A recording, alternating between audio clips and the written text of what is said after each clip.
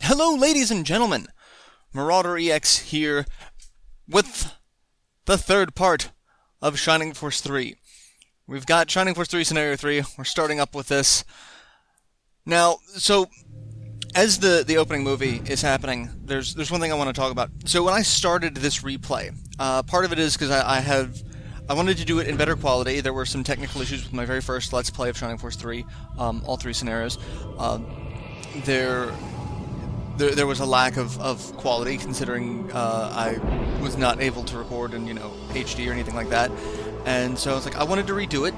The people at the Translation Project, I was able to get in touch with, and they're like, hey, would you like to debut version 17? It's not out yet, but it's something that we're working on, and if you want to give people a sneak peek of it, we would love it. It was an awesome, win-win for both of us. I got to debut it. They featured my Let's Play. I was able to feature their new content, and I'm able to do it again. In the time it's taken for me to start this project and get to Scenario 3, I've been a guinea pig, a beta tester. I've been a lot of things for this project, but for this, I get to debut version 18. It'll be out end of this year, so there may be some issues in this but again, I was a guinea pig for the last ones. We saw a couple of weird glitches, a couple of oddities, but I'm really, really excited. I really can't tell you how awesome it is to play the conclusion of this game and just be a part of this. So I was able to debut version 17. For Scenario 2, I got to do version 17.5, which they dubbed the MarauderEX edition for me. They gave me a special title screen and everything. And now I get to debut version 18. So I am super excited about this. You guys have no idea how honored and flattered I am to be able to be a part of this. So, for the third and final time, we come see Master Gabriel and Faye. Followed your orders and brought the final hero as you requested. Master Gabriel, your guest is waiting. I dozed off during the long wait. Now, where were we? Oh, I remember now. Alright, so, we have the option to begin. Will you resume your adventure from Scenario 2? Yes, I will.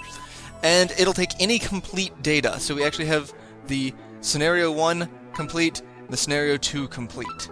So we have that. So looking at it, it's like, okay, Symbiosis was level 16 when we completed. Median was 2 levels higher.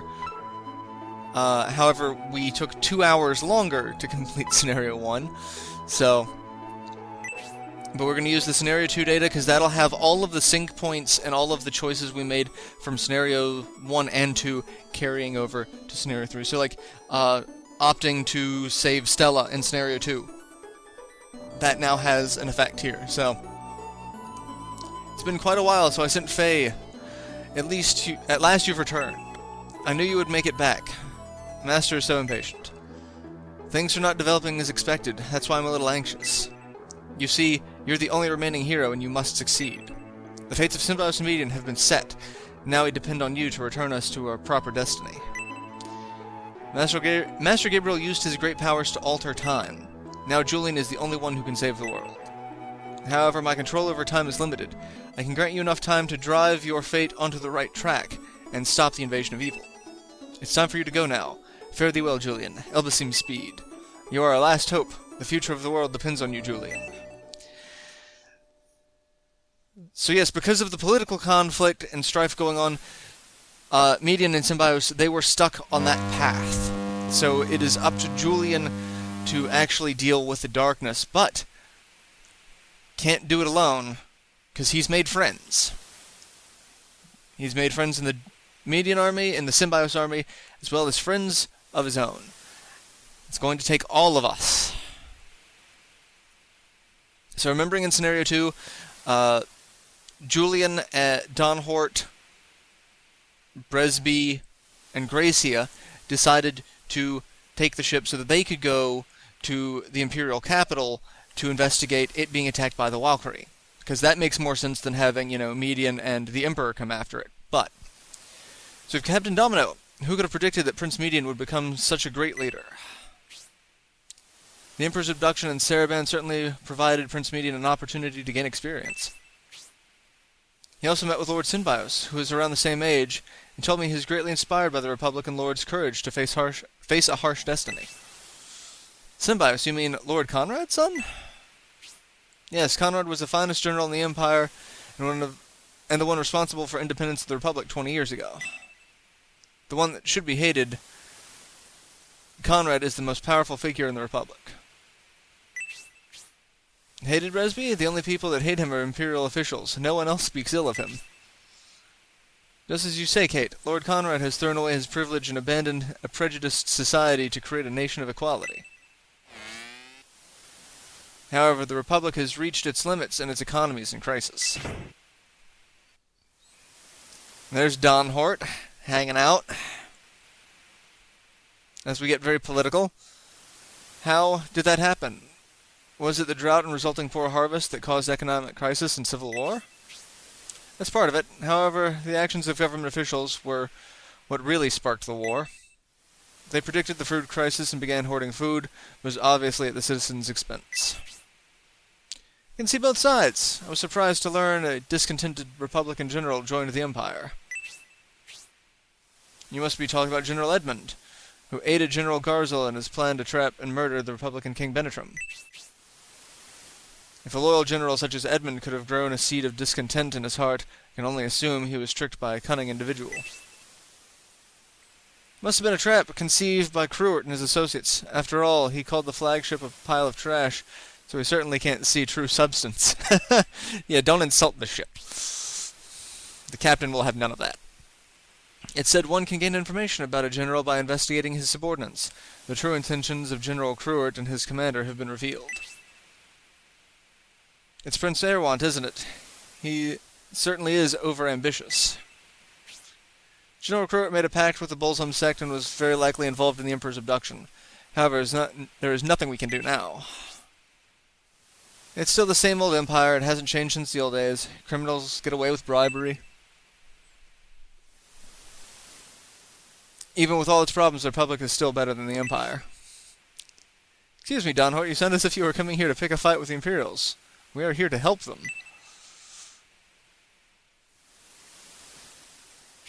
Speaking of Imperials, what is Prince Median's relationship with that Republican, Lord Synbios? Well, at the moment, not good, but as far as they know, it would be, pleasant. Prince Median can't be judged by the Imperial standard. I heard he has a deep friendship with Synbios after they fought a couple of battles together. Is that true, Bresby? Seems they fought a few battles together, now they share mutual friendship. They understand each other. What is wrong with that, Captain? It should not happen, Bresby. What shouldn't happen? The ideology of the Republic is incompatible with the Empire. I can't even count the number of Imperials killed because they approach the Republic looking for peace. The Rainbloods are likely responsible. They're murdering anyone who seeks peace. They've even targeted Prince Median.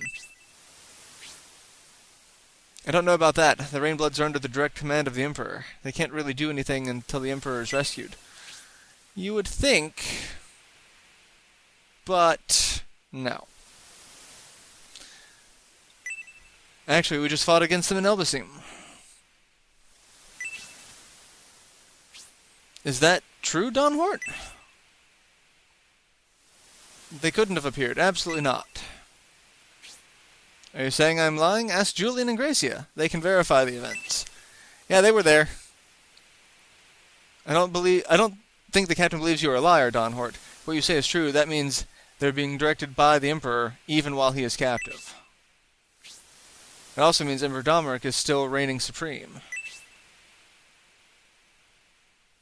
And they've pieced it together. It's all a farce. Seems you're having an important discussion. Can we be a part of this discussion? We got stuff going on. Gracia, I hope we didn't wake you. I woke rested. I believe I'm fully recovered from my ordeal in Elbasim. I've been watching the sea from the window and I wanted to get some fresh air. Speaking of that, Gracia, you were born on Elbasim Island. You must have enjoyed the sea during your childhood. Didn't enjoy much during my childhood. I was born in my father's late years. My mother fell ill, never to recover. They were both gone before I was old enough to understand, so I barely felt parental love. That's... The monk who remained after my parents passed obeyed my father's last words and administered harsh training throughout my youth. During those times, the sea was the only thing that comforted me. I can understand, Gracia. You've had a rough childhood. I could never have endured that. Times I've cursed my destiny. However, after hearing Julian's life story, I've reconsidered. Julian is from a faraway nation called Inrik. He lost his father at a very young age, murdered by a vandal. After losing his father, Julian followed in his footsteps and became a mercenary. Julian set out with his father's friend, who became his guardian. Eventually, even his guardian was lost to battle. Vandals only appear in ancient tales. When I heard that he was seeking revenge against a vandal, I honestly doubted his sanity. Don't blame yourself, Sir Brisby. Many have dismissed vandals as fantasy and denied their existence. It's very true, actually. Even the existence of innovators is, please forgive me, denied among many. Sadly, innovators such as myself have disappeared from this world. The Bolsum sect seeks to revive the Vandal Bolsum in the Thousand-Year Kingdom. This event is... something's amiss. I don't know, but I feel danger approaching. Danger approaching? What is it? It's strong, with intent to kill, and very evil, just like the Bolsum sect. They planning to ambush the flagship on our way to help protect Estonia? We sailed abruptly, so we don't have many soldiers aboard. What should we do, Bresby? Well, we did receive a few soldiers from Prince Median, the Julian Force, and you, Kate. And you, Captain. And Captain's like, yeah, I'm not fighting. Me? What about me? Are you going to stand idle while we're under attack? Yeah, I'm not a fighter. What are you saying, I can't hold my own? How rude, you underestimate sailors. I look like this now, but when I was young...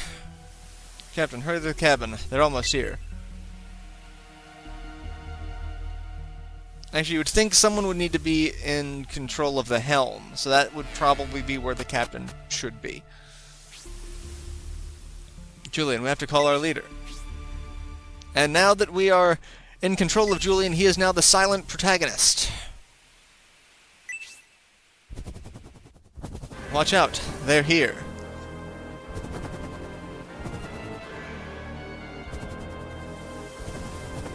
Some masked Pegasus Knights, as well as masked monks, come flying in. So this is a flagship, the Imperial vessel which escaped the Bolsum invasion. Stupid, if you had kept running, you might have lived.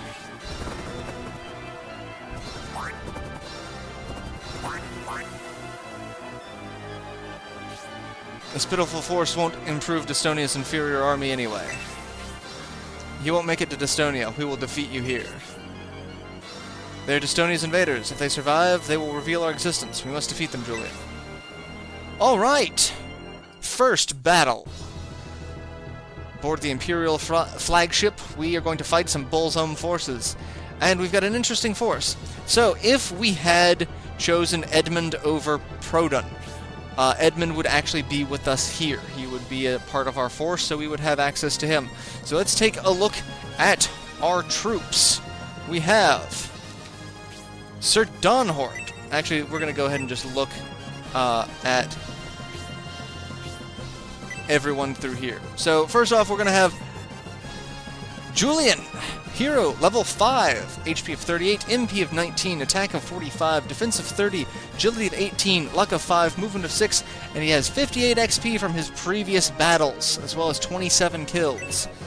Access to egress and spark, minor resistances to fire, ice, slightly more to spark and wind, extreme resistance, at least for right now, to light, and minimal to dark. We also have the Battle Blade and the Life Ring that were equipped on him, as well as Medical Herb, and he is rank 2 with Blade, so he does have Afterburner and Icebreaker, but he is lacking Friendship with anyone. Next, we have Gracia, whose class is Godchild.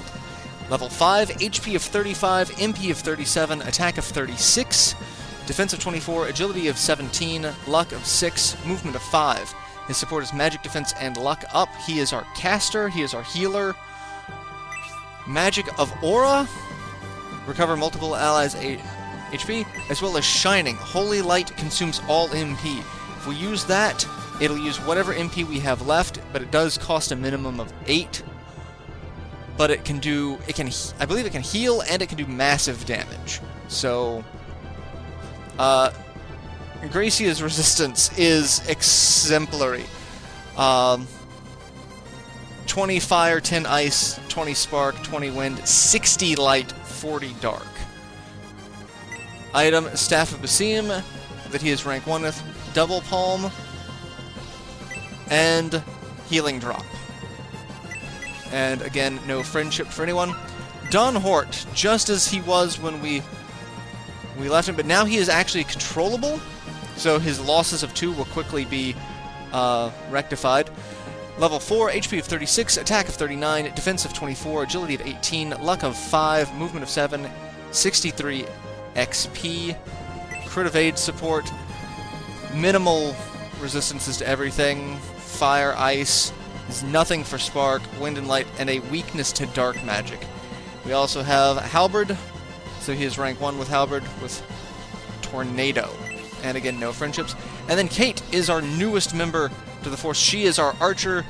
She is really second, in my opinion, only to Hayward. I think she tops out Bernard and Garrosh as well. So, Sniper, level 5, HP of 32, Attack of 40, Defense of 23, Agility of 18, Luck of 5, Movement of 5, Support like all snipers, archers, Critical Plus, 8 Fire, Ice, Spark, and Wind resistance, nothing for Light and Dark, has a Steel Arrow that she is rank 1 with, and again, no friendships. So that is our Force.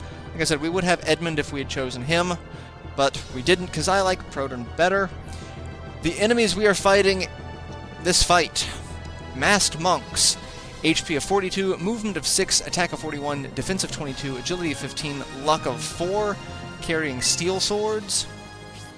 Masked Pegasus, HP of 38, Movement of 7, Attack of 38, Defense of 20, Agility of 18, Luck of 4, carrying an Iron Lance, and can drop a Freeze Orb. And there are 3 of each of those classes. So that is, it's 6 against 4, but I'm pretty sure our group is going to be a little bit better at handling this than they're going to give us credit for. So, actually, I'm probably going to go ahead and end this episode here. We don't have a lot of time left to actually continue this fight. So, I will see you all in the next installment where we will actually get into the nitty-gritty of this scenario and its fights. First off, however, we're going to take a hit. Julian. So we're going to take a little bit of damage. That's how this is going to go. We're going to take a little bit of damage here and there, but I think we've got this. So I will see you all in the next installment. Till then, later everyone.